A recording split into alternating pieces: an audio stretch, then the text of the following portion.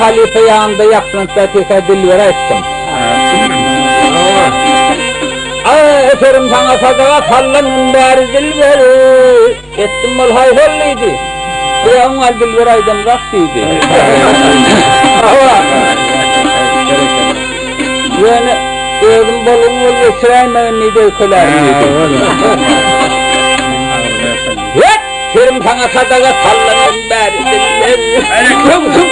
Bolluğun bu maymun gayri Dilber. Didarına müstakmin. Ay didarına müstakmin derdim eder Dilber. Yerim doğru farklı bakar Dilber. Didatın olsun en halidayım Dilber. Danışsak kılvat yerde. Ay danışsak kılvat yerde küllerimde acayip. Dünyasına dökülen küllerimde acayip. Ustamin sebilinden dillerimde acayip. Arkımın ayrılman ballarına acayip. Senin badanı verme bağın en uğru Dilber.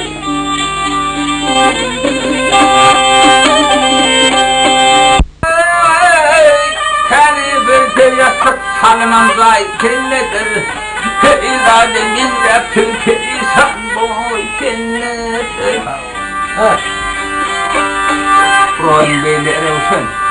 Ay royun beyli erevşen elbette ayşetlidir. Cennet ekranım alan ok bilen ya kelledir.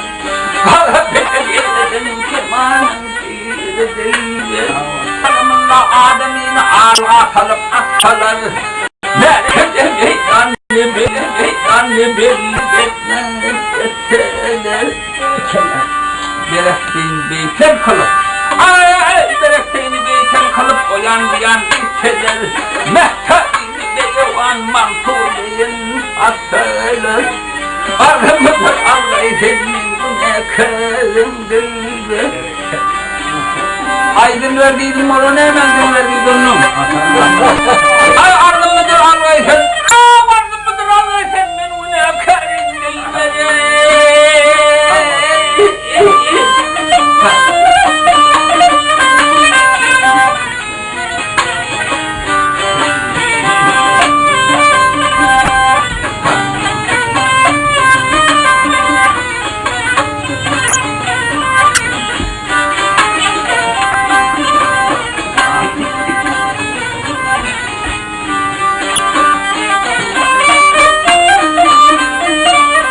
Wala.